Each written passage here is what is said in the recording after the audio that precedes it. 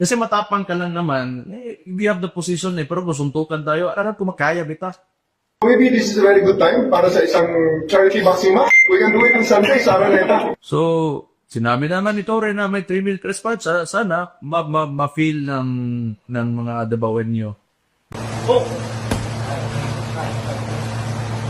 Stop. Stop. Straight. Step. Apa? Set! Set!